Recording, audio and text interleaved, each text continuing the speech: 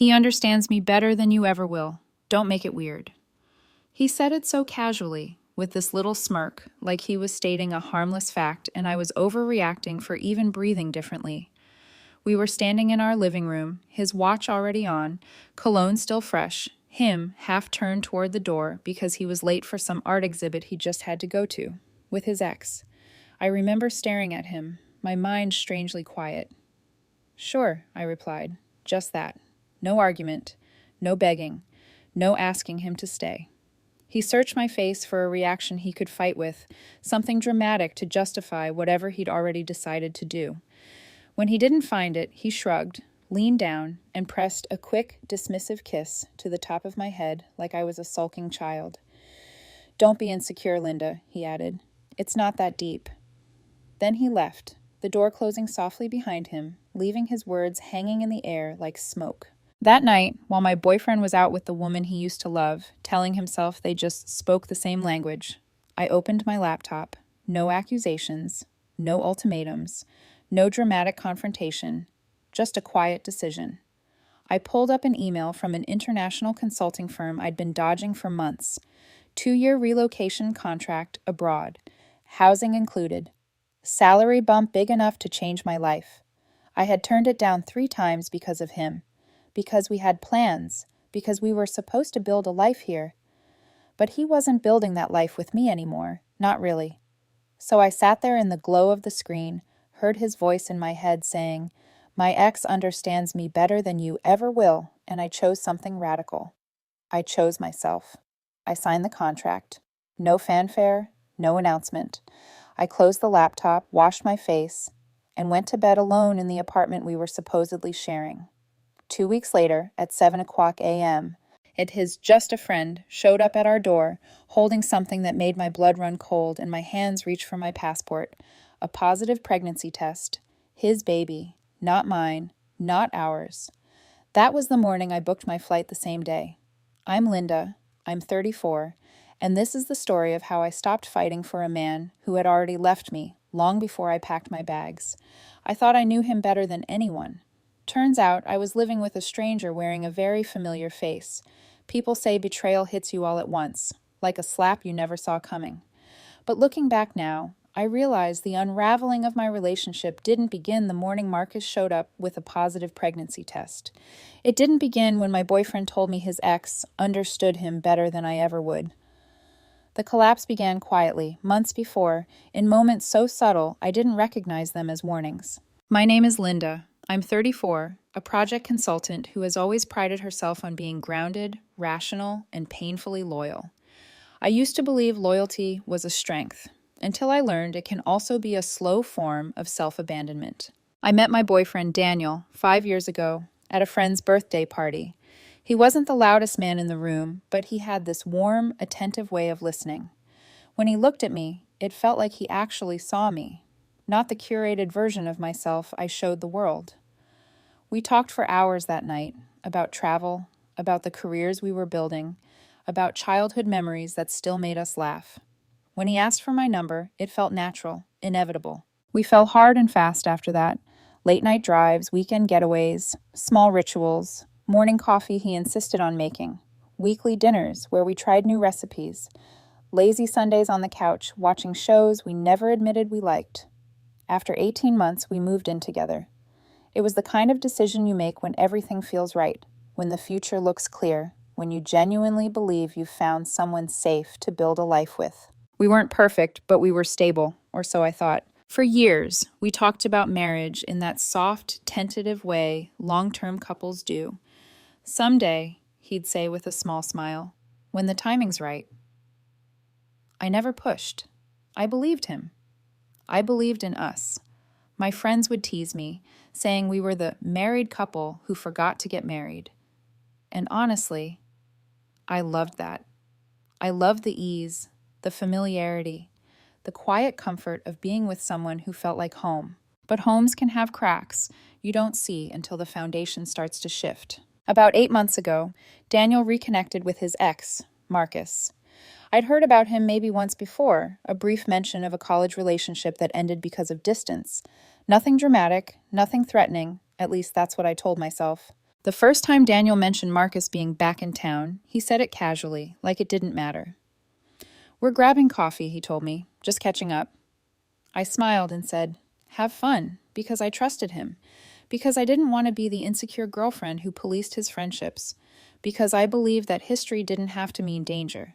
But coffee turned into lunch. Lunch turned into drinks. Drinks turned into daily texts.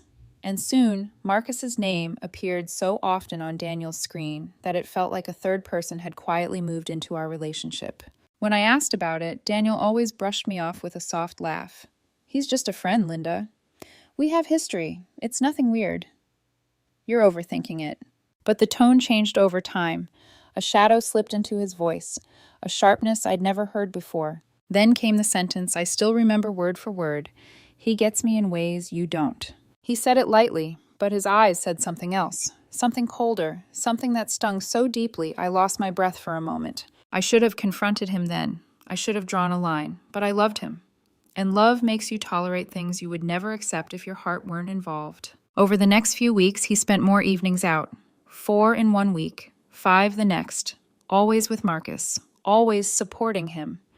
When he returned home, he carried a different energy, lighter, happier, almost glowing, with a faint whiff of cologne that wasn't his. I told myself it was just nostalgia, just old memories resurfacing, just emotional support. But deep down, something inside me had already cracked. I just didn't know yet how wide that crack would become. I didn't know it would split my entire life open. I didn't know it would end with a man I barely knew standing at my door at dawn, holding a pregnancy test that belonged to a woman who wasn't me. I didn't know that everything, absolutely everything, was about to change. The strange thing about drifting apart is that you rarely notice the first inch of distance. It starts quietly, so quietly you convince yourself nothing is wrong. That's exactly how the conflict began between Daniel and me. Not with a fight, not with a confession, not with some dramatic revelation. It began with a shift, a subtle one, a shift in tone, in routine, in the way he carried himself when he walked through our front door. At first, I told myself it was work, stress, burnout, the kind of heaviness that settles on a person when life feels overwhelming. But work stress doesn't make someone glow. It doesn't make them laugh at their phone like they're texting a secret. It doesn't make them shower immediately after coming home from just dinner with a friend. The first truly jarring moment happened one evening when we were having dinner. Homemade pasta I'd spent an hour preparing. Daniel barely touched it. He was too busy staring at his phone, thumbs moving quickly, the screen lighting up every few seconds. Marcus's name flashed across the top over and over. "You're really glued to that thing tonight," I said lightly, trying to sound playful instead of hurt. He didn't even glance up. "Marcus is going through something. He needs support. And I don't?" The words left my mouth before I could stop them. He sighed in that irritated way he'd recently adopted. "Linda, not everything is about you." The sentence landed like a dull blade, slow, blunt, but deep. I sat back and forced myself to breathe. "I wasn't making it about me. I'm just talking to you." He finally looked up, and there it was again, that expression I'd seen creeping into his eyes the past few weeks, irritation mixed with something else, something unfamiliar, something that made me feel like I was slowly becoming a stranger in my own home. "Marcus and I speak the same language," he said quietly, as if confiding a profound truth. "We understand each other in ways, I don't know, it's different." I paused, absorbing the sting. "What language is that exactly? The language of ignoring your girlfriend at dinner?" He scoffed. "See, this is why I don't talk to you about certain things. You twist everything." The room filled with the sound of his phone buzzing again. Marcus, undoubtedly, and Daniel reached for it immediately. My heart sank in that quiet, heavy way where the pain doesn't explode but expands slowly. Over the next week, the pattern solidified. 4 nights in a row, Daniel went out with Marcus. Dinner. Drinks. He needs me. He's going through a lot. He said these things with such conviction, as though being someone's emotional lifeline excused every crack forming in our relationship. And each time he came home late, he moved differently. Softer, distracted, like he was carrying someone else's emotions, someone else's stories, someone else's version of him. He'd head straight to the bathroom, shower running before he even said hello. He'd step out smelling faintly of cologne that wasn't his usual. He'd check his phone while walking to the bedroom, fingers tapping fast, a little smile tugging at his lips. Classic signs. Signs I refuse to acknowledge because denial is sometimes easier than truth. Then came the Friday night that changed the texture of the air between us. Daniel was getting ready. Nice shirt, new cologne, hair styled. More effort than he'd put in for a date with me in months. I watched him tie his shoes, my chest tight. "You're going out again?" I asked, my voice soft. "Yeah, Marcus invited me to an art exhibit opening." "I've invited you to art exhibits," I reminded him gently. "You always said you were too busy." He paused, lipstick halfway. "No, that was me in earlier parts. Disregard." He paused, keys in his hand, and said, "That's different." "How?" I asked. His shoulders stiffened. "Marcus and I appreciate the same things. He understands the nuances." I swallowed. "And I don't?" He avoided my eyes as he answered, "You just look at paintings and shrug." The cruelty wasn't loud. It was casual, thoughtless, dismissive. Something inside me tightened. Not quite breaking, not yet, but bending dangerously close to the point of fracture. "Right," I whispered, nodding slowly. He stepped closer, gently kissed the top of my head like I was a sensitive child. "Don't be like this. You're being insecure." "Am I, though?" I asked, looking directly into his eyes. "Because from where I'm standing, you're spending every free moment with your ex and telling me he understands you better than I do." For a brief second, guilt flickered across his face, a small apology, a moment of humanity. But then it vanished. "My ex understands me better than you ever will," he said simply. "That's just a fact. Don't make it weird." The room fell silent. My heartbeat slowed, my breath steadied, and somewhere deep inside me, something finally split open. I looked at him for a long moment and said, "Sure." He blinked. "What does that mean?" "It means sure," I repeated calmly. He left. I didn't cry. I didn't chase him. But the seed of conflict had fully rooted itself. And I think, in hindsight, that was the exact moment I began letting him go. The moment everything snapped wasn't loud. It wasn't dramatic. There was no yelling, no slamming doors, no cinematic confrontation that left the neighbors peeking through their blinds. Instead, the moment that changed my entire life started with a single sentence delivered with a careless smirk. "My ex understands me better than you ever will. Don't make it weird." He said it while checking his reflection in the hallway mirror, adjusting his collar before heading out to yet another evening with Marcus. His tone was light, almost bored, like he was noting the weather forecast. Meanwhile, something inside my chest went very still, like the air right before a storm breaks. I didn't respond with the shock or anger he was clearly prepared to fight against. I didn't ask for clarification. I didn't beg him to reconsider. I simply whispered, "Sure." He froze at how quietly I said it. He turned, waiting for the argument he was used to pulling from me like clockwork. But I just sat there on the couch, hands folded, face neutral, eyes unreadable. Something about my calmness unsettled him. "What does that mean?" he asked. "Nothing," I smiled faintly. "Have fun at your exhibit." He hesitated, searching my expression like he expected it to crack. When it didn't, he grabbed his keys and left, the door closing with a soft click that somehow felt louder than any slam. The apartment was silent. For the first time in weeks, my mind didn't spin with questions. It was like the fog lifted, revealing the truth I'd been refusing to look at. He wasn't mine anymore. Maybe he never had been. And I wasn't going to fight for someone who had already walked away emotionally. I didn't cry. I didn't wait up. I didn't sit there wondering whether he would come home smelling like someone else's cologne. Instead, I walked to my desk, opened my laptop, and pulled up an email I'd been ignoring for months. A 2-year international consulting contract abroad. Housing included. A salary jump I'd once dreamed of. I had declined it 3 times because of him. Because I thought we were building something together. Because I believed he was part of my future.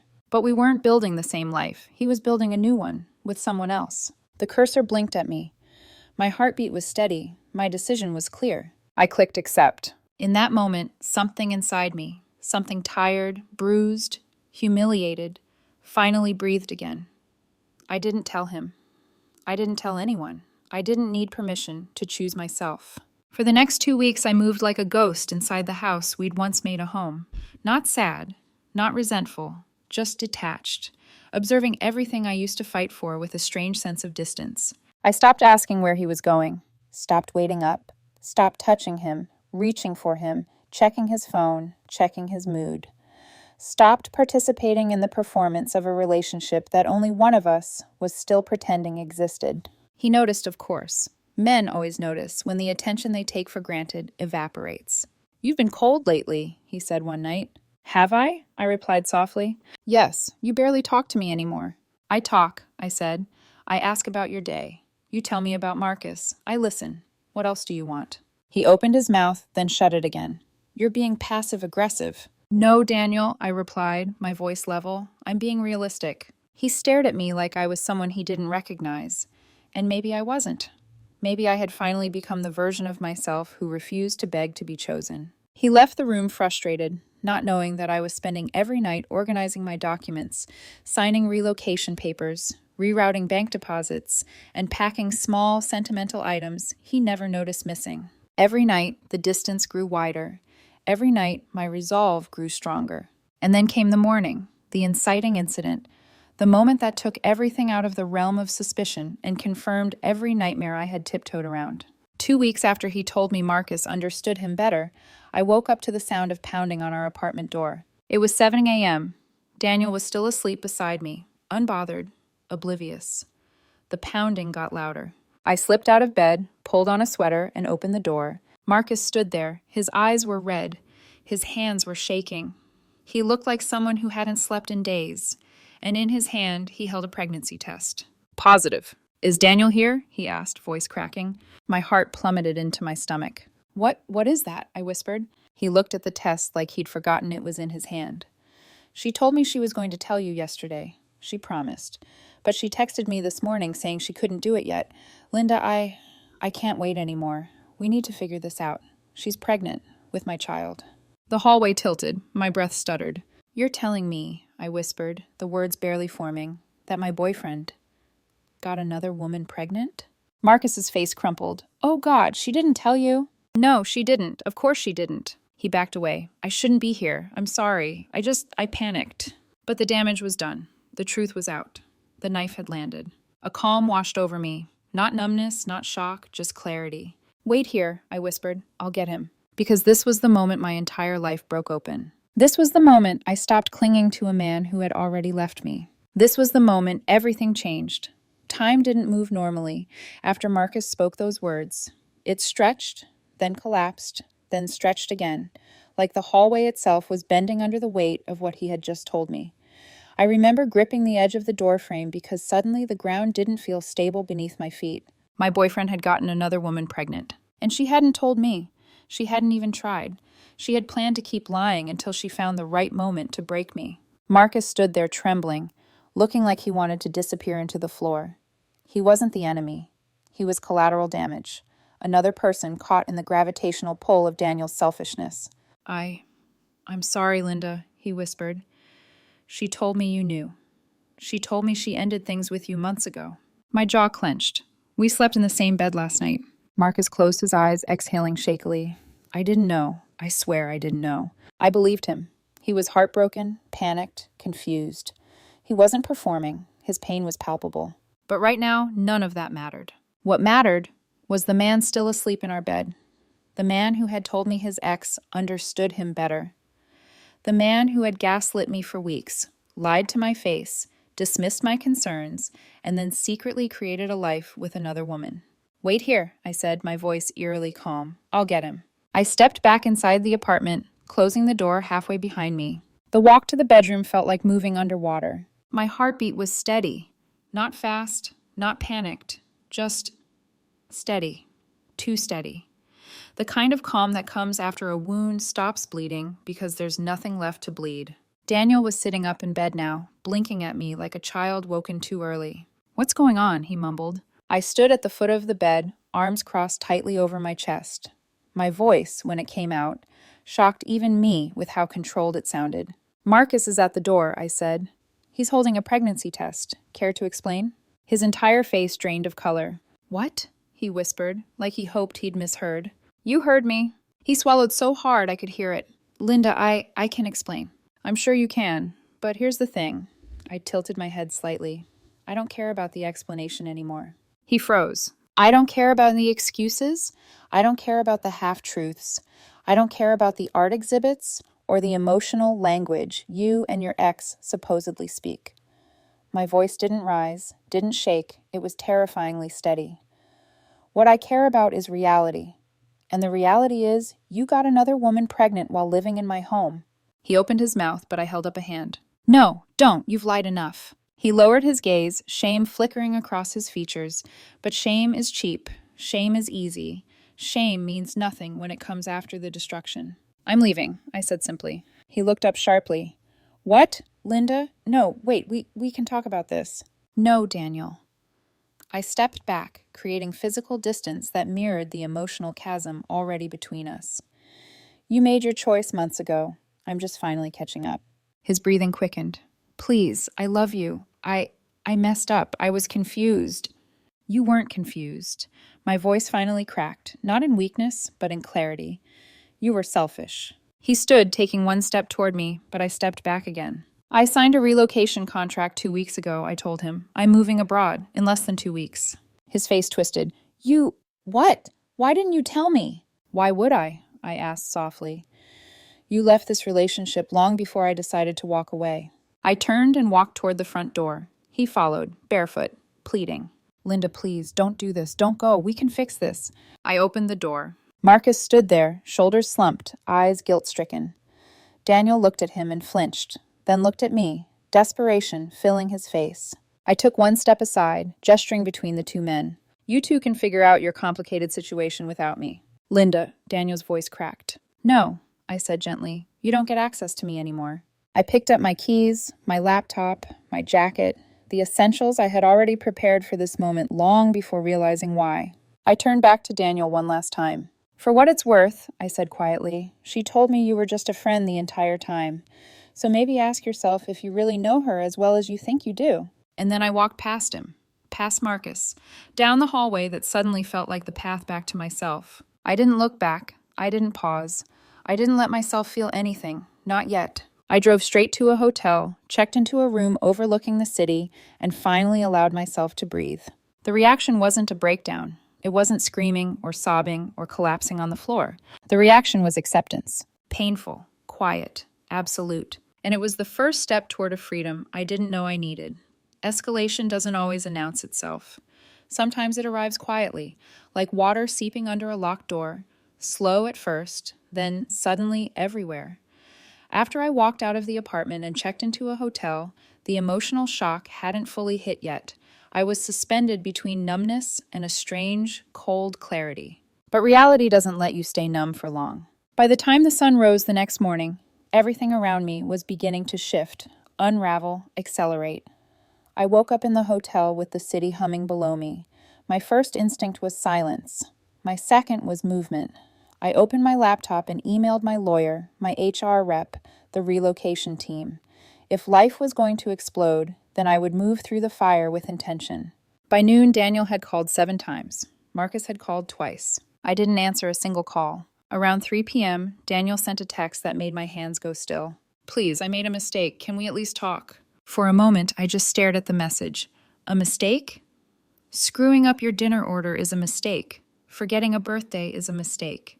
Getting another woman pregnant while living with your girlfriend is not a mistake. It's a series of choices. I put the phone face down. Silence was my boundary. That evening, while I was sorting documents for my international move, my phone rang again, this time from my office line. I answered cautiously. Hello? Linda, my boss said, voice tight. Your boyfriend is here, or ex-boyfriend. He's demanding to see you. My stomach dropped. He came to the office? Yes, he's emotional. Security asked him to wait in the lobby, but he's refusing to leave unless he talks to you. I closed my eyes. The last thing I needed was workplace humiliation. My boss lowered her voice. We know you're relocating soon. How about you work remotely for the remaining 2 weeks? I'll approve it right now. Relief washed over me. Thank you, I whispered. That man has no right to chase you into your career, she added. Take care of yourself. The next morning, an avalanche of emails arrived, all from Daniel. Long, frantic paragraphs filled with justifications, contradictions, emotional pleas. I didn't mean to hurt you. I was confused. It wasn't serious with her. The pregnancy was an accident. Please don't throw us away. I didn't reply. Then came the email from Marcus. It was short. I'm sorry. I didn't know she was still with you. I had the wrong story. I didn't reply to him either, because the truth was simple. They both had access to information they chose not to look at. My lawyer contacted me about the lease. Everything is clean, she said. The lease is month to month. You're paid through the end of the month. He can stay or leave, but legally, you're free. I walked out of that meeting feeling lighter. But escalation has a way of intensifying before it resolves. That afternoon, my phone buzzed with an unfamiliar number. I almost ignored it, but something told me to answer. Linda? A shaky female voice. Daniel's mother. I froze. Hi, Mrs. Grant. I heard what happened. Her tone was furious. Not at me, but at her son. He told me everything, absolutely everything, and I need you to know I am disgusted. My breath caught. Daniel worshipped his mother's approval. I told him, she continued, voice trembling with anger, that he has made the biggest mistake of his life. Thank you, I whispered.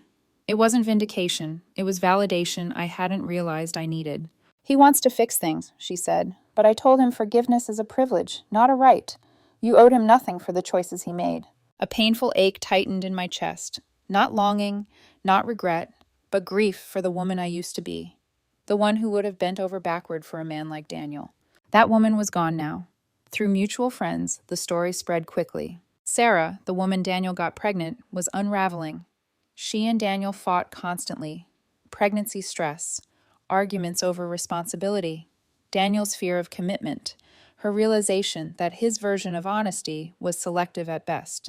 And then the news I didn't anticipate. The pregnancy ended in miscarriage at 8 weeks. I sat on the hotel bed staring at the message from a friend.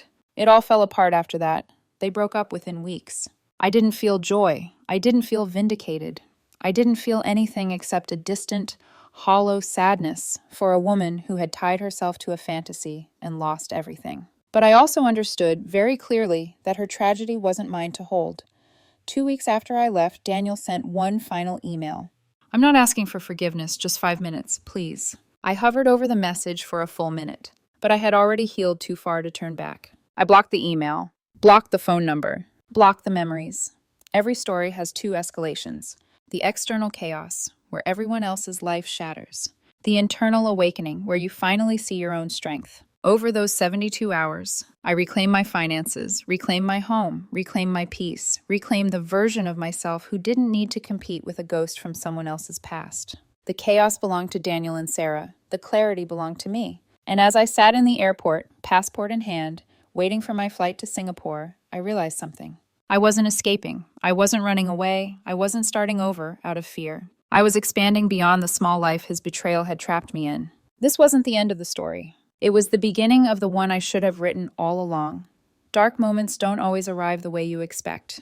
They don't always come with tears or screaming or dramatic collapse. Sometimes they come quietly, slipping in through the cracks of a hotel room door, settling into your chest when you're too exhausted to push them away. Mine arrived on my 3rd night in the hotel. I had spent the last 72 hours moving through life like a woman underwater, functional, decisive, numb. I had handled the lease, the job paperwork, the relocation logistics. I had blocked calls, ignored emails, and refused to let anyone pull me back into the emotional labyrinth I had finally escaped. But the body always keeps score. That night, I sat on the edge of the hotel bed, staring at the city lights through the window. Singapore was days away. A new life was waiting. On paper, everything was working out exactly the way it should have. But inside, something was breaking. I folded my legs beneath me and rested my forehead against my knees. My breath was shallow, uneven. My chest was tight, not with panic, but with something heavier. Something like mourning. Because here's the truth nobody likes to admit. You can leave a person. You can leave a home. You can leave a life. But you can't immediately leave the version of yourself who still loved them. And I had loved him. For 5 years. Deeply, fully, often blindly. I lifted my head slowly and whispered into the empty room, why wasn't I enough? My voice cracked on the last word. Not because I believed it. Logic told me his betrayal wasn't about my worth, but because heartbreak speaks in the language of old wounds, not rational thought. I leaned back onto the pillows, staring at the ceiling, letting the question echo. Was I too safe? Too loyal? Too predictable? Was I boring? Was I uninteresting compared to the nostalgia-soaked fantasy of his ex?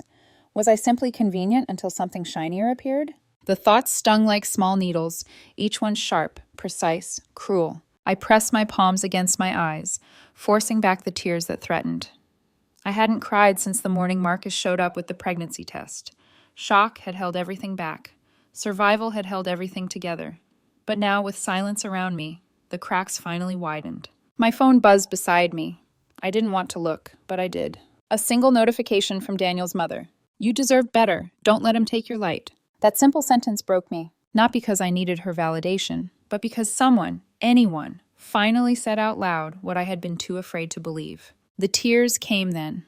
Not dramatic sobs, not cinematic wailing, just quiet release. Silent tears sliding into the pillow, my body shaking in small, controlled tremors. I wasn't crying for him, I was crying for me. For the woman who ignored red flags because she loved him. For the woman who stayed long after he stopped choosing her. For the woman who kept trying to communicate while he kept giving his emotional energy to someone else. For the woman who woke up to another man holding a pregnancy test that should have never touched her doorstep. I cried for every version of myself that believed love alone could hold a relationship together. Eventually, the tears slowed, then stopped, leaving behind the kind of exhaustion that feels bone deep. I lay there staring at the dim glow of the bedside lamp, feeling emptied out in a way that was strangely clarifying. Because that night, in the lowest emotional dip of my journey, I realized something I hadn't been willing to admit. I wasn't grieving him. I was grieving the future I had imagined with him. A future that never existed, a future he never intended to build, a future I carried alone. That was the darkest part. Not losing him, but losing the life I had spent years believing we were shaping together. I whispered into the quiet room, "I don't know how to start over." The silence answered back, soft but steady, "You already have." I hadn't fully understood it yet, but the moment I signed the relocation contract, the moment I walked out of that apartment, the moment I refused to fight for someone who chose another woman, the moment I blocked his number, I had already begun. Pain is a cruel teacher, but it is also an honest one. Lying in that hotel bed, eyes swollen, heart heavy, I realized something profound. This was the bottom. The lowest point, the moment of collapse before rebuilding begins. And strangely, knowing I had finally hit the bottom gave me a sense of power. There was no further to fall, only up. Tomorrow would still hurt. The flight to a new life would still be bittersweet. Healing would take time, real time, not the pretend kind people encourage with toxic positivity. But tonight, in my darkness, I understood something that would define everything that came next. I had survived the truth, which meant I could survive the future too. A turning point rarely announces itself. It doesn't knock. It doesn't warn you. It arrives softly, often disguised as an ordinary moment that suddenly shifts your entire perspective. For me, the turning point wasn't a dramatic realization or an emotional explosion. It was a slow, steady awakening that started the morning after my darkest night. I woke up in the hotel room with light filtering through the curtains, gentle, warm, almost tender. It touched my face like a reminder that the world was still moving, even if I hadn't decided how I would. I lay there for a few minutes, listening to my breath, recognizing something different. The heaviness in my chest was still there, but it didn't crush me anymore. It sat beside me like a quiet companion, not an enemy. I finally whispered, "You're still here."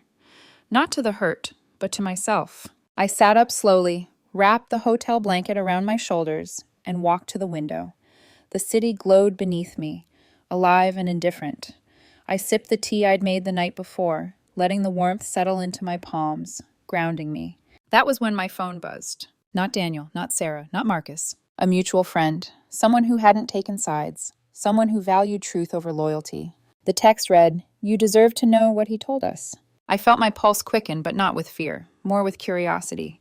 I typed back, "What do you mean?" He called immediately. "Linda," he said gently, "Daniel lied to all of us. Not just you, to us, to Marcus, to his own family. He told everyone you two were on a break, that things were over, that you were unstable and jealous."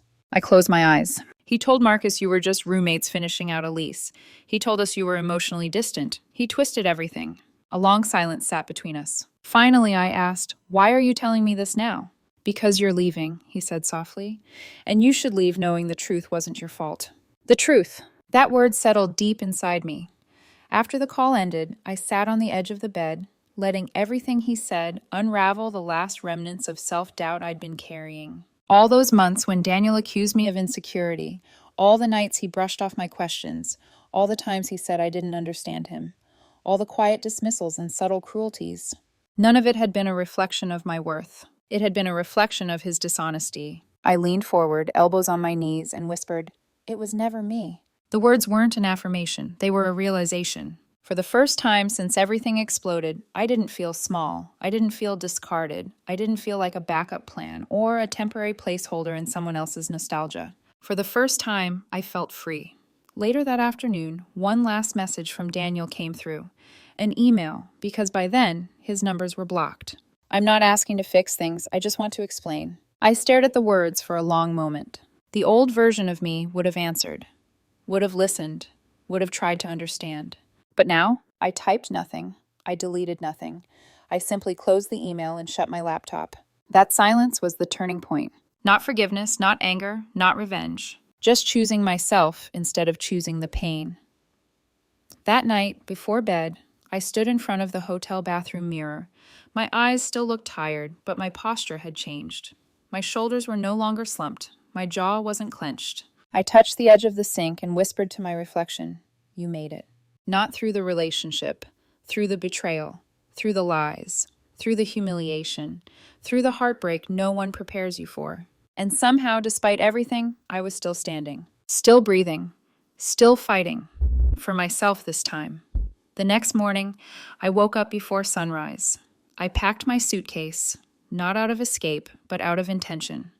When I zipped it shut, the sound felt symbolic, like sealing away the last piece of my old life. As the taxi pulled up to take me to the airport, I took one last look at the city's skyline. I didn't feel regret. I didn't feel longing. I didn't even feel hurt. I felt ready. Ready to build a life where I didn't have to shrink myself to fit someone else's emotional void. Ready to stop explaining my worth to people who refuse to see it. Ready to stop competing with ghosts from someone else's past. Ready to start over, not because I was broken, but because I was finally whole enough to leave. The turning point wasn't a moment of triumph. It was a moment of truth. I didn't lose him. I released him. And in doing so, I reclaimed myself. Fallout isn't loud. It isn't explosive. It's slow, relentless, and brutally fair. It starts quietly, one consequence here, one truth revealed there, until eventually, everything a person tried to hide becomes the very thing that destroys them. For Daniel, the fallout didn't hit all at once. It unfolded like a chain reaction set in motion the moment I walked out the door. For me, the fallout was peace. For him, it was everything else. After I left, Daniel tried every avenue imaginable to get to me.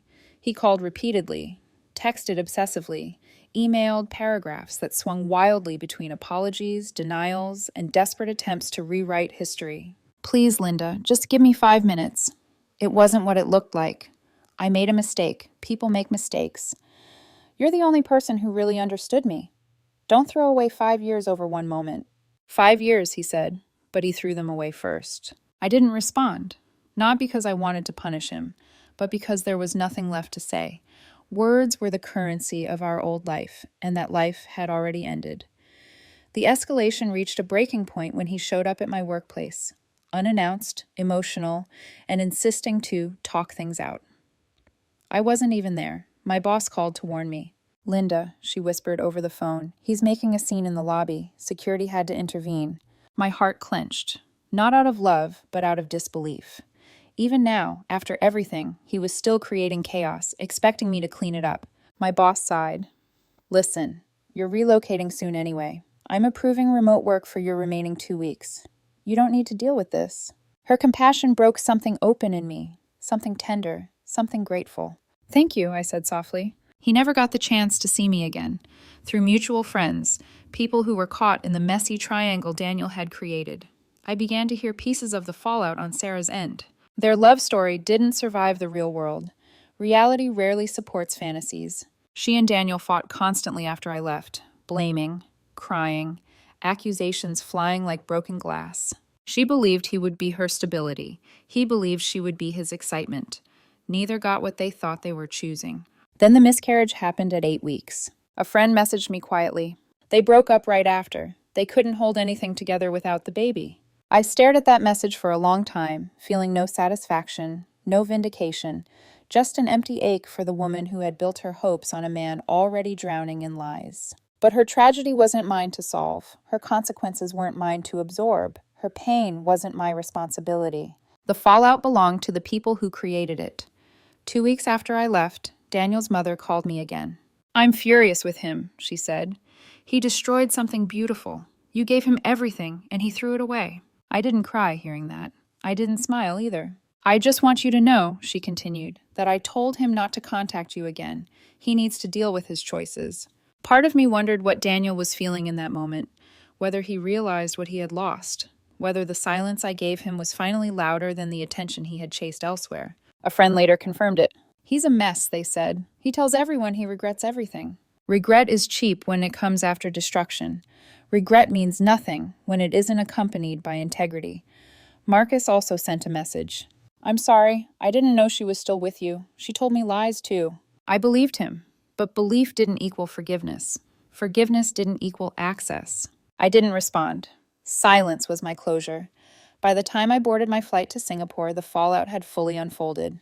Daniel had lost me. Sarah had lost both Daniel and the child she thought would bind them. Marcus had watched the fantasy crumble in his hands. Daniel's family had turned their disappointment on him, not me. And me, I had gained distance. Perspective, a clean slate. I sat in the airplane seat watching the city disappear beneath me, and for the first time in months, I felt something that surprised me. Relief. Not joy, not triumph. Just a deep, expansive sense of relief that I had survived something meant to break me. 3 months later, I heard through friends, "Daniel is single. He's not doing well emotionally. He keeps saying you were the best thing that ever happened to him." I didn't react, not out of coldness, but out of growth. Because here's the thing about fallout. Sometimes it does its job without you lifting a single finger. Sometimes the universe delivers consequences directly to the doorstep of the person who caused the destruction. Sometimes the truth echoes louder than revenge ever could. Daniel lost someone who loved him wholeheartedly. Sarah lost the illusion she clung to.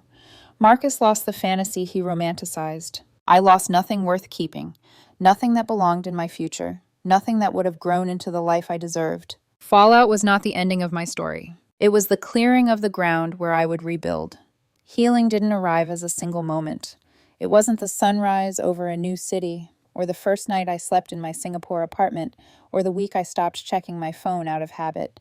Healing came in layers, soft, quiet, almost invisible at first, slowly forming a new version of me. I remember my first morning in Singapore. The air was warm, the harbor shimmering below my window, and for the first time in a long while, I wasn't waking up wondering where my boyfriend was, what lie he would tell, or whether I was slowly losing someone I loved. My mind felt still. I stood there barefoot on the balcony, coffee in hand, and whispered to myself, "You made it." It wasn't triumph. It wasn't pride. It was acknowledgement, a gentle recognition of the woman who survived something she never asked for. I built a new routine. Work, long walks, weekend trips, new friendships, quiet evenings where my peace wasn't interrupted by the buzzing of someone else's betrayal. I went to therapy, not because I was broken, but because I wanted to understand how a strong woman like me had carried someone else's emotional weight for so long. Slowly, the memories stopped stinging. Slowly, the questions stopped haunting me. Slowly, I realized I wasn't healing from losing him. I was healing from losing myself inside a relationship he had already walked away from. People often ask me if I regret leaving without a dramatic fight, without a final confrontation, without listening to his excuses. I don't, because closure doesn't come from someone who lied to you. Closure comes from choosing yourself. And choosing myself was the most radical, life-changing decision I have ever made. Daniel once told me his ex understood him better than I ever would. I used to wonder what that meant, what I was missing, what piece of him I had failed to see. Now I understand the truth. It doesn't matter who understood him. What matters is that I finally understood me. I understood what I deserved, what I would no longer tolerate, what kind of love I would never settle for again. And if there is one message I want anyone listening to this story to take away, it is this. Do not fight for someone who treats you like an option. Do not shrink yourself to fit inside someone else's emotional chaos. Do not chase a person who walks away while insisting you stay. Sometimes the universe removes people from your life not to hurt you, but to save you. And sometimes the most painful moment, the pregnancy test at your door, the betrayal you never imagined, becomes the doorway to the life you were always meant to live. I didn't lose anything when I left him. I rediscovered everything I had forgotten about myself. And in the end, that was the greatest victory of all.